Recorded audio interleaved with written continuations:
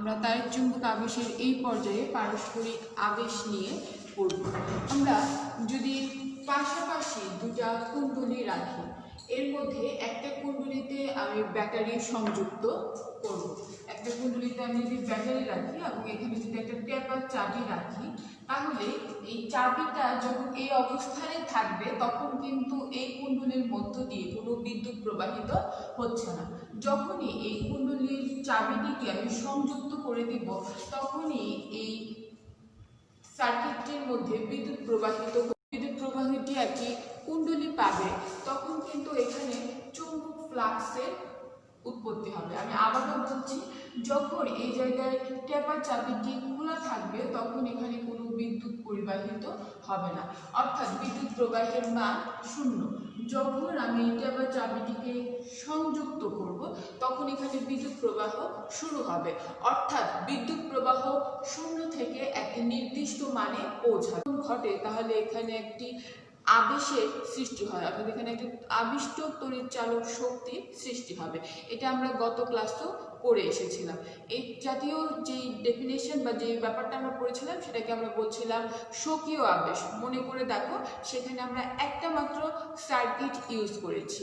এখানেও স্বকীয় আবেশ হবে, কিন্তু তার পাশাপাশি এখানে আমি আরেকটি কুণ্ডলী রাখছি। যদি এই পি এবং এস এই দুটা কুণ্ডলী পরস্পরের খুব কাছাকাছি থাকে, তাহলে এই পি কুণ্ডলীতে যে সংখ্যক চুম্বক ফ্লাক্স উৎপন্ন হবে এর প্রতি পাকে যতগুলো সংখ্যক চুম্বক ফ্লাক্সের উৎপত্তি হবে, এর কাছাকাছি থাকার কারণে যে এস কুণ্ডলীটি আছে সেই কুণ্ডলীর প্রতি পাকেও একই সংখ্যক চুম্বক ফ্লাক্স। তার মানে হচ্ছে এখানে বিদ্যুৎ প্রবাহের পরিবর্তনজনিত কারণে পি কুণ্ডলীতে যতক্ষণ চুম্বক ফ্লাক্সের পরিবর্তন হবে ঠিক তখনই এস কুণ্ডলীর প্রতিপাকেও চুম্বক ফ্লাক্সের পরিবর্তন হবে। এই চুম্বক ফ্লাক্সের পরিবর্তনের কারণে এখানে একটি বিদ্যুৎ প্রবাহ পাওয়া যাবে। এই কারণে আমরা এস কুণ্ডলীর সাথে এখানে একটি গ্যালভানোমিটার সংযুক্ত করেছি। যদি গ্যালভানোমিটারের কাঁটাটি কোনো বিক্ষেপ না দেখাতো, তাহলে আমি ভেবে নিতাম বা বুঝতে পারতাম যে এস কুণ্ডলীতে কোনো বিদ্যুৎ প্রবাহ হচ্ছে না। পি কুণ্ডলীতে বিদ্যুৎ প্রবাহ শুরু করব, অর্থাৎ বিদ্যুৎ প্রবাহের মান 0 থেকে একটি সর্বোচ্চ নির্দিষ্ট মাত্রায় পৌঁছাতে এই সময়ে বিদ্যুৎ প্রবাহের পরিবর্তন হবে। বিদ্যুৎ প্রবাহের পরিবর্তনের জন্য পি কুণ্ডলীতে চুম্বক ফ্লাক্সের পরিবর্তন হতে থাকবে। এই কারণে এস কুণ্ডলীটি পি কুণ্ডলীর খুব কাছাকাছি থাকার জন্য এস কুণ্ডলীতেও সংযুক্ত চুম্বক ফ্লাক্সের পরিবর্তন হতে থাকবে, যার ফলশ্রুতিতে এস কুণ্ডলী তথা এই সার্কিটের মধ্যে বিদ্যুৎ প্রবাহ শুরু হবে। এবং আমরা দেখতে পারবো এই যে গ্যালভানোমিটারের কাঁটা এটি বিক্ষেপ দিতে শুরু করেছে, অর্থাৎ এই কুণ্ডলীটিতে বিদ্যুৎ প্রবাহ হচ্ছে। এই কুণ্ডলীটিতে লক্ষ্য করে দেখো, এখানে কোনো সোর্স নেই। উইদাউট সোর্স বা উইদাউট ব্যাটারি এখানে কিন্তু আমি বিদ্যুৎ প্রবাহ পাচ্ছি। কি করে পাচ্ছি?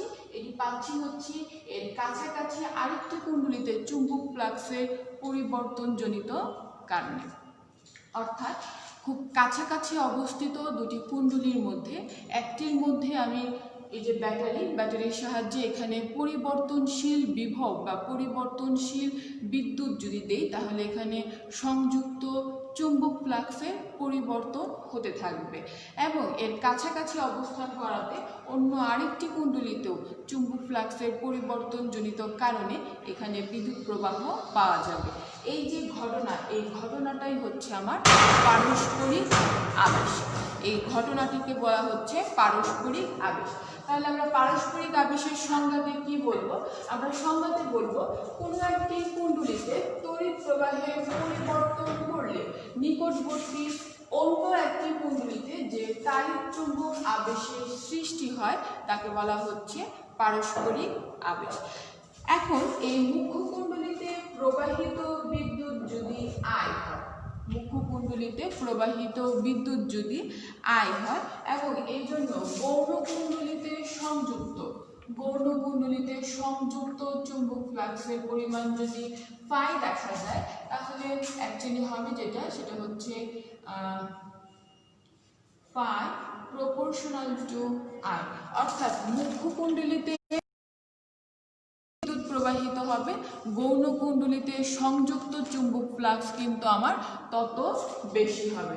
এই প্রপোর্শনাল সম্পর্কটাকে উঠাতে গেলে আমরা লিখব হচ্ছে গিয়ে ফাই ইকুয়াল টু, এখানে একটি সমানুপাতিক ধ্রুবক দেব, এই সমানুপাতিক ধ্রুবকটি হচ্ছে আমার capital A equal to mi।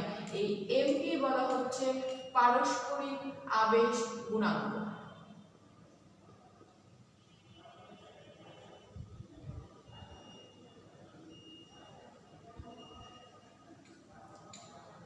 লক্ষ্য করো, যদি মুখ্য কুণ্ডলিতে একক পরিমাণ বিদ্যুৎ প্রবাহিত হয়, অর্থাৎ আমি বলতে চাচ্ছি যদি I ইকুয়াল টু 1 একক হয়, তবে কি ঘটনা ঘটবে, তবে ফাই ইকুয়াল টু দাঁড়াচ্ছে হচ্ছে m। তাহলে এখান থেকে আমরা পারস্পরিক আবেশ গুণাঙ্কের সংজ্ঞা দিতে পারি। পারস্পরিক আবেশ গুণাঙ্কের সংজ্ঞাতে বলছি, কোনো মুখ্য কুণ্ডলিতে একক তড়িৎ প্রবাহের জন্য এই যে বিদ্যুৎ প্রবাহ I, এটি ছিল হচ্ছে মুখ্য কুণ্ডলিতে প্রবাহিত বিদ্যুতের পরিমাণ। সেটি যদি একক পরিমাণ হয়, মুখ্য কুণ্ডলিতে একক তড়িৎ জন্য গৌণ কুণ্ডলিতে সংযুক্ত চুম্বক ফ্লাক্সকে বলা হয় পারস্পরিক আবেশ গুণাঙ্ক। এই পারস্পরিক আবেশ গুণাঙ্কের এককও কিন্তু হেনরি। আমরা এর আগে স্বকীয় আবেশ গুণাঙ্ক পড়েছি, স্বকীয় আবেশ গুণাঙ্কের এককও ছিল হেনরি, পারস্পরিক আবেশ গুণাঙ্কের এককও হচ্ছে হেনরি। এই জিনিসটাকে আমরা আরেকটু অন্যভাবেও দেখাতে পারি।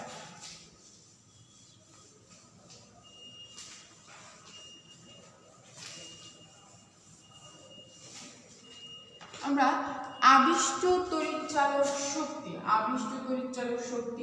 E ইকুয়াল টু লিখি হচ্ছে d phi বাই dt, ঠিক আছে? তার মানে হচ্ছে চুম্বক ফ্লাক্সের পরিবর্তনের হারকে আমরা বলছি আবিষ্ট তড়িৎচালক শক্তি। আমরা একটু আগে ফাই ইকুয়াল টু পড়ে আসছি হচ্ছে mi, তার মানে হচ্ছে d dt। আমার এখানে থাকছে হচ্ছে মিউচুয়াল কোএফিশিয়েন্ট অর্থাৎ পারস্পরিক আবেশ গুণাঙ্ক এবং সাথে থাকছে হচ্ছে বিদ্যুৎ প্রবাহ। এই বিদ্যুৎ প্রবাহ I কিন্তু হচ্ছে গিয়ে আমার মুখ্য কুণ্ডলিতে প্রবাহিত বিদ্যুৎ প্রবাহ। m থিটা একটা কনস্ট্যান্ট, তার মানে এটার কোনো ডিফারেন্সিয়েশন হয় না। তার মানে এখানে আমার থাকছে di dt ইকুয়াল টু হচ্ছে আবিষ্ট তড়িৎচালক শক্তি। এখানেও di dt যদি আমার একক পরিমাণ হয়, অর্থাৎ মুখ্য কুণ্ডলিতে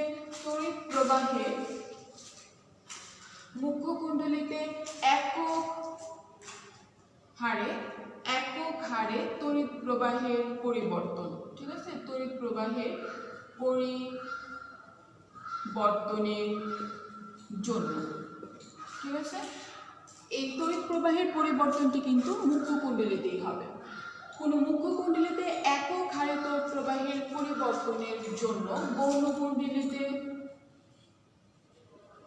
যে পরিমাণ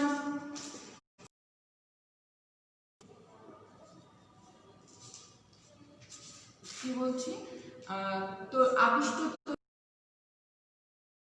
অর্থাৎ এখানে আমরা দেখাতে চাচ্ছি যদি di dt ইকুয়াল টু 1 হয়, তার মানে হচ্ছে গিয়ে E ইকুয়াল টু হবে হচ্ছে m। এই ইটা কিন্তু হচ্ছে সেকেন্ডারি কুণ্ডলিতে সংযুক্ত আবিষ্ট তড়িৎচালক শক্তি, এবং এই আইটা হচ্ছে আমার পি কুণ্ডলী যেটা ছিল, সেই কুণ্ডলিতে বিদ্যুৎ প্রবাহের পরিমাণ। পি দিয়ে বোঝানো হয় প্রাইমারি অর্থাৎ মুখ্য কুণ্ডলী, অর্থাৎ যেখানে সরাসরি বিদ্যুতের উৎস থাকবে, আর এস দিয়ে বোঝানো হয় সেকেন্ডারি বা গৌণ কুণ্ডলী মানে হচ্ছে যেখানে উইদাউট সোর্স আবেশজনিত কারণে আমি বিদ্যুৎ প্রবাহ পাব। মুখ্য কুণ্ডলীতে একক হারে তড়িৎ প্রবাহের পরিবর্তনের জন্য গৌণ কুণ্ডলীতে যে পরিমাণ আবিষ্ট তড়িৎচালক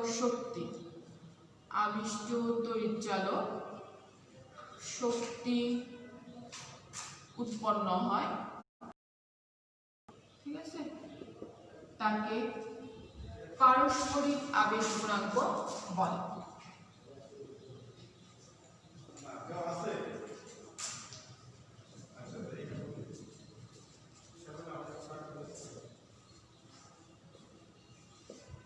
ঠিক আছে, সেটাই হচ্ছে পারস্পরিক আবেশ গুণাঙ্ক। একটু করে এখানে কিন্তু আমার একটা মাইনাস সাইন ছিল, এই মাইনাস সাইনটা ইন্ডিকেট করে এক্স কুণ্ডলীতে যে আবিষ্ট তড়িৎচালক শক্তিটি উৎপন্ন হবে সেটি হচ্ছে একটি বিরোধী জাতীয় বা এস কুণ্ডলীতে যে তড়িৎ প্রবাহটি পাবো সেটা হচ্ছে মুখ্য কুণ্ডলীতে যে বিদ্যুৎ প্রবাহিত হচ্ছে, বিদ্যুৎ প্রবাহ যদি বৃদ্ধি পেতে থাকে তাহলে সেই বিদ্যুৎ প্রবাহ বৃদ্ধিকে বাধা দেবে। অর্থাৎ এস কুণ্ডলীতে যে আবিষ্ট তড়িৎচালক শক্তি বা আবিষ্ট তড়িৎচালক বল আমরা পাবো সেটা হচ্ছে একটি বিরোধী প্রকৃতির তড়িৎচালক শক্তি। আমি আবারও বলছি, এস কুণ্ডলীতে আমরা যেই তড়িৎ প্রবাহটি পাবো সেই তড়িৎ প্রবাহটা কিন্তু মুখ্য কুণ্ডলীর তড়িৎ প্রবাহকে বাধা দিবে। লেঞ্জের সূত্র থেকে অলরেডি আমরা পেয়েছি আবিষ্ট তড়িৎচালক শক্তি বা আবিষ্ট তড়িৎচালক প্রবাহ যে কারণে সৃষ্টি হওয়া মাত্রই সে কারণকে সে বাধা প্রদান করে। অর্থাৎ যে কারণে সৃষ্টি হয় আবিষ্ট তড়িৎচালক শক্তি তার বিপরীতমুখী হয়ে থাকবে। এই কারণে এখানে এই বিয়োগ বা ঋণাত্মক সিম্বলটি আসে। আমরা এই পারস্পরিক আবেশের একটি ব্যবহার, পারস্পরিক আবেশের ব্যবহারটি খুবই বহুল প্রচলিত একটি ব্যবহার। এটি সবচেয়ে বেশি ব্যবহৃত হয়ে থাকে ট্রান্সফরমারে। আমরা ট্রান্সফরমারের নাম অলরেডি হয়তো খুব শুনে আসছে।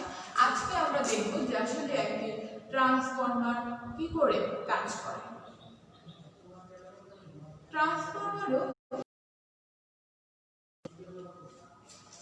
ট্রান্সফরমারের মেইন কাজ কি? ট্রান্সফরমারের মেইন কাজ হচ্ছে লো ভোল্টেজকে হাই ভোল্টেজে পরিণত করা অথবা হাই ভোল্টেজকে লো ভোল্টেজে পরিণত করা।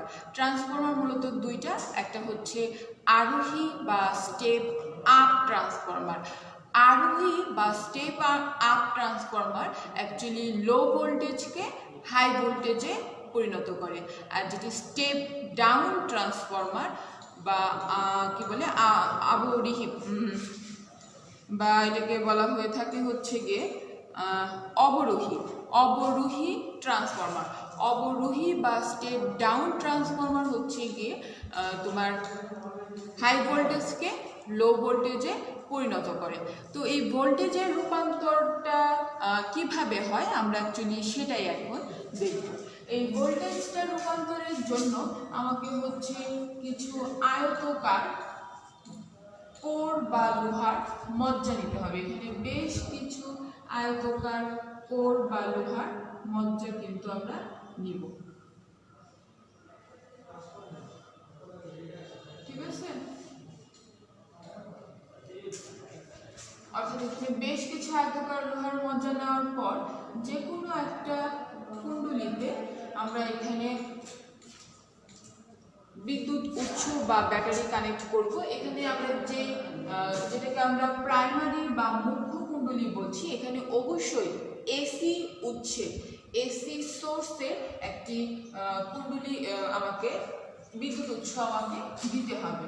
কেন দিতে হবে এসি, কেন ডিসি নয়, এটা আমরা পরবর্তীতে দেখব। ধরে নিচ্ছি এই জায়গায় আমরা ইপি পরিমাণ ভোল্টেজ প্রয়োগ করলাম, ঠিক আছে। পি কুণ্ডলীতে একটি আমার কি লাগবে, আবারও বলছি পি কুণ্ডলীতে আমার একটি সোর্স লাগবে। আর যেটা এস কুণ্ডলী হয়ে থাকবে এখানে কিন্তু আমরা উইদাউট সোর্সে হয়তো এখানে আমরা একটা কিছু ভোল্টেজ পেয়ে যাব। উইদাউট সোর্স আমরা এখানে একটা ভোল্টেজ পাবো, ঠিক আছে। আচ্ছা, যেটা এস কুণ্ডলী সেখানে তো আমার সোর্স লাগছে না। সোর্স তো আমাদের দুই ধরনের হতে পারে, এসি হতে পারে ডিসি হতে পারে। ট্রান্সফরমারের মুখ্য কুণ্ডলীতে আমরা কখনোই ডিসি সোর্সের কোনো সোর্স ইউজ করতে পারবো না, এখানে সবসময় আমাকে এসি সোর্স ইউজ করতে হবে। ঠিক আছে, এটা আমরা আরেকটু পরে আলোচনা করবো যে কেন ডিসি এখানে ইউজ করা যায় না।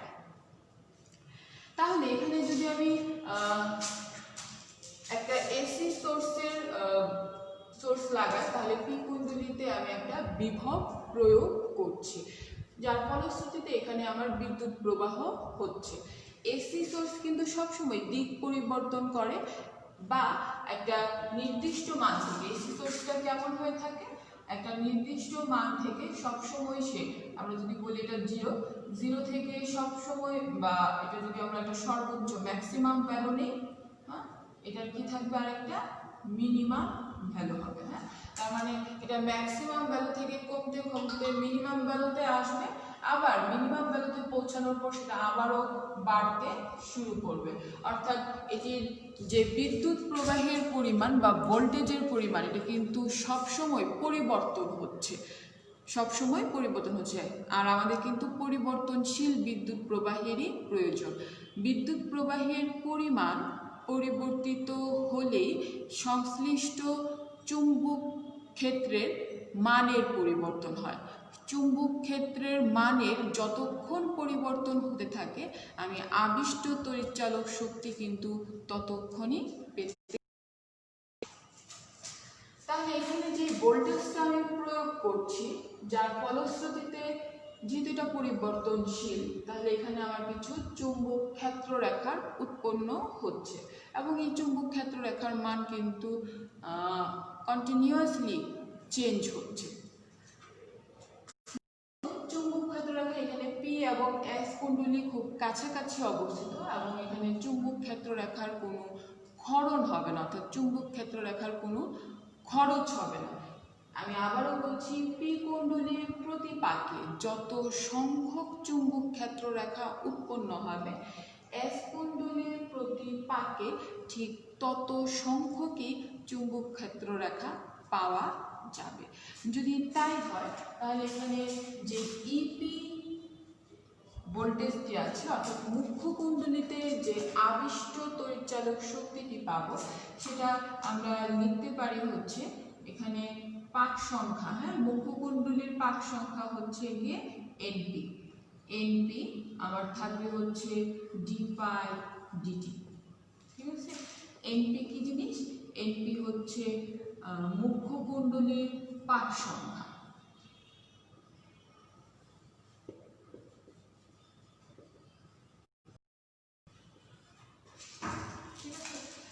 একইভাবে সেকেন্ডারি কুণ্ডলী বা এস কুণ্ডলীতে যে তড়িৎচালক শক্তিটি আবিষ্ট হবে, ইএস ইকুয়াল টু হচ্ছে আমার এনএস ডি পাই ডিটি। লক্ষ্য করে দেখো, আমি আবারও বলছি, ডি পাই ডিটি চুম্বক ফ্লাক্সের পরিবর্তনের হার। তার মানে হচ্ছে এটা, হ্যাঁ, পি কুণ্ডলীতে যে হারে চুম্বক ফ্লাক্স খরিত হবে, এস কুণ্ডলীর প্রতি পাকেও ঠিক একই সংখ্যক চুম্বক ফ্লাক্সে উৎপন্ন হবে। এই কারণেই হচ্ছে মুখ্য কুণ্ডলীতে চুম্বক ফ্লাক্সের যে পরিবর্তনের রেট ডি পাই ডিটি, গৌণ কুণ্ডলীতেও চুম্বক ফ্লাক্সের পরিবর্তনের রেট একই হয়।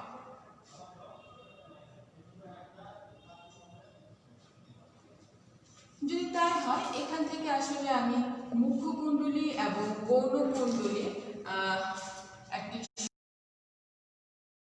এখান থেকে হতে পারে এনপি বাই এনএস।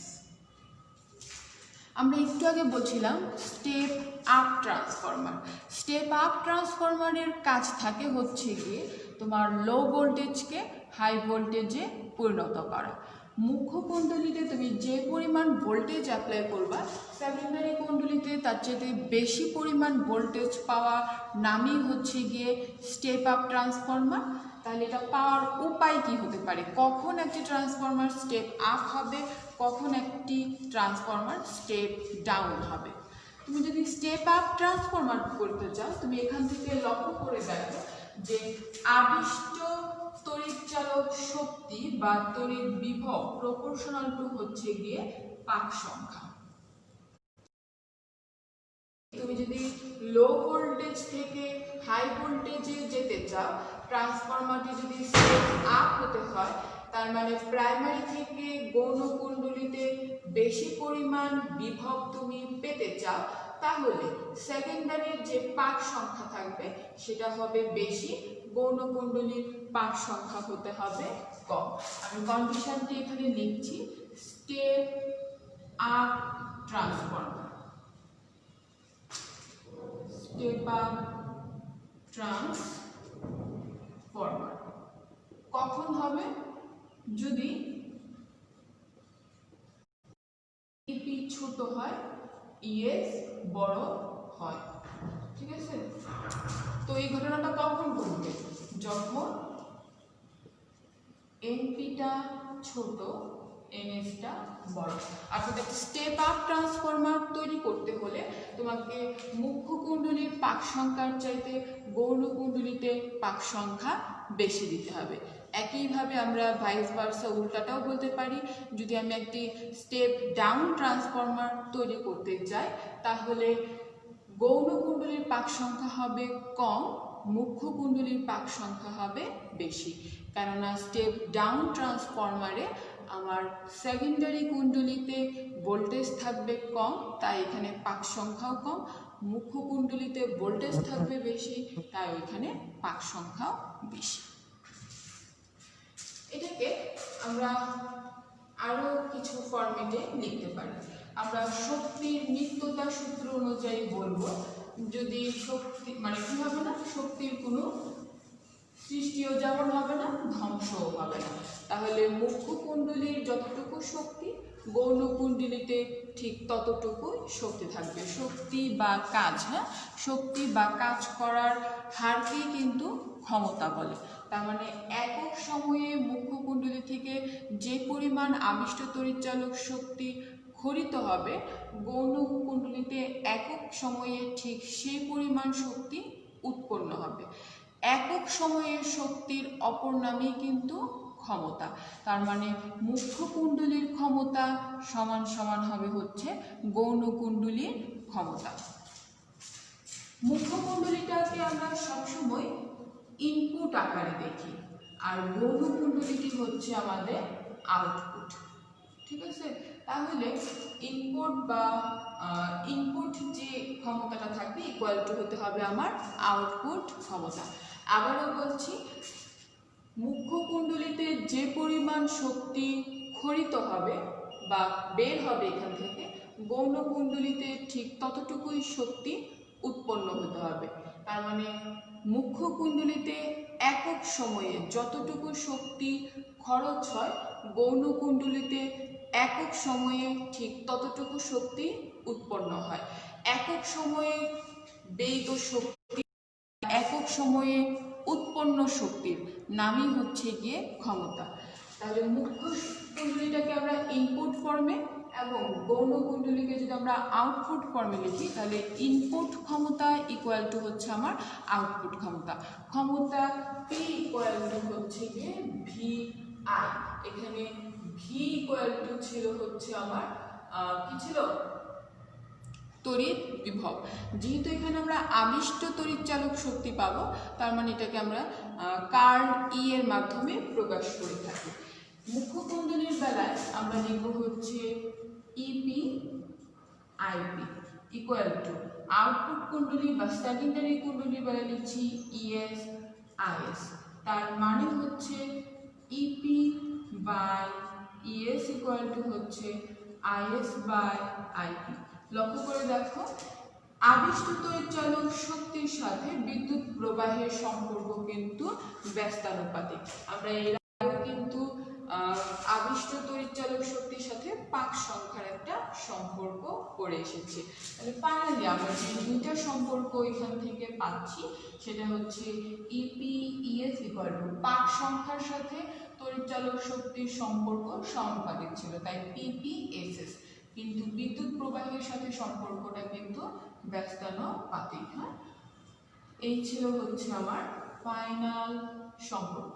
আমরা ট্রান্সফরমারের মুখ্য কুণ্ডলী এবং গৌণ কুণ্ডলীর যে তড়িৎ বিভবটা পাই সেটার সাথে আসলে পাক সংখ্যা এবং বিদ্যুৎ প্রবাহের সম্পর্ক রয়েছে। আমরা সেই সম্পর্কটা দেখলাম।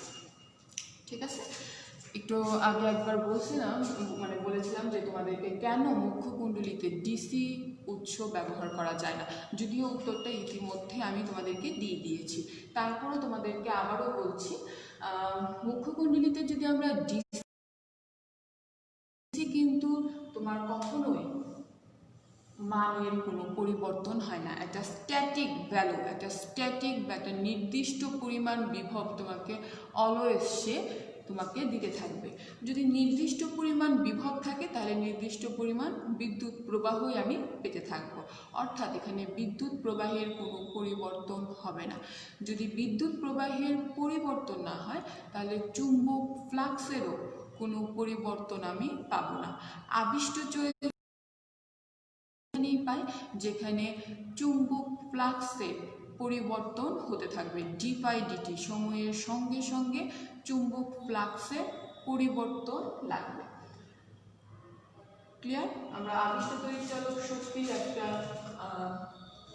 সম্পর্কে এরকম বলছি যে E হবে হচ্ছে, যদি এটা মিউচুয়াল ইন্ডাকটেন্স বা পারস্পরিক আবেশে লিখি তাহলে M হচ্ছে dφdt।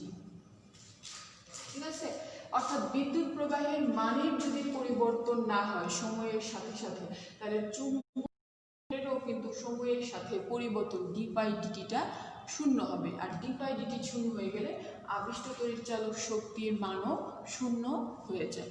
অর্থাৎ এই ট্রান্সফরমারে যেহেতু আমাকে সেকেন্ডারি কুণ্ডলীতে আবিষ্ট তড়িৎচালক শক্তি পেতে হয়, এই কারণে আমাকে মুখ্য কুণ্ডলীতে সবসময় চুম্বক ক্ষেত্রের সময়ের সাথে সাথে চুম্বক ক্ষেত্রের মানের পরিবর্তন হতে হবে, যেটা ডিসি সোর্স দ্বারা পসিবল না। ডিসি সোর্স আমাকে সবসময় একটা নির্দিষ্ট পরিমাণ ভোল্টেজ দেয়, এই নির্দিষ্ট ভোল্টেজের জন্য আমি নির্দিষ্ট পরিমাণ বিদ্যুৎ প্রবাহ পাবো।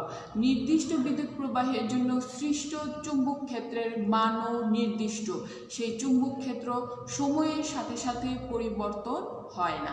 এ কারণে ডিসি উৎস কখনো কুণ্ডলীতে ব্যবহার করা, কুণ্ডলীতে এসি উৎস ব্যবহার করলে এসি সোর্সের জন্য যেহেতু বিভবের মান পরিবর্তন হয়, তার মানে মুখ্য কুণ্ডলীতে তড়িৎ প্রবাহের মানেরও পরিবর্তন হবে, সেই তড়িৎ প্রবাহের জন্য সৃষ্ট চুম্বক ক্ষেত্রের মানের পরিবর্তন হবে, অর্থাৎ আমি dφdt পাবো। আর dφdt পেলেই আমার পক্ষে আবিষ্ট তড়িৎচালক শক্তি সম্ভব। ঠিক আছে, তো আমার প্রিয় শিক্ষার্থীবৃন্দ, আমার আজকের ক্লাসটি এ পর্যন্তই। আশা করি আজকের এই ক্লাসটি ভালোভাবে শুনলে তোমরা পারস্পরিক আবেশ বা ট্রান্সফরমার নিয়ে বুঝতে পারবে। ট্রান্সফরমার ইন্টারমিডিয়েট পরীক্ষার জন্য বা এইচএসসি পরীক্ষার জন্য খুবই গুরুত্বপূর্ণ টপিক। প্রায় প্রতি বছরই এখান থেকে কোয়েশ্চেন আসে। যেহেতু কোয়েশ্চেন আসে, তোমরা এটা ভালোভাবে প্র্যাকটিসের মাধ্যমে আয়ত্তে আনবে এবং পড়াশোনা তোমরা বাড়িতে থেকে চালিয়ে যাবে, সেই প্রত্যাশায় আজকের ক্লাসটি আমার এখানেই শেষ হলো।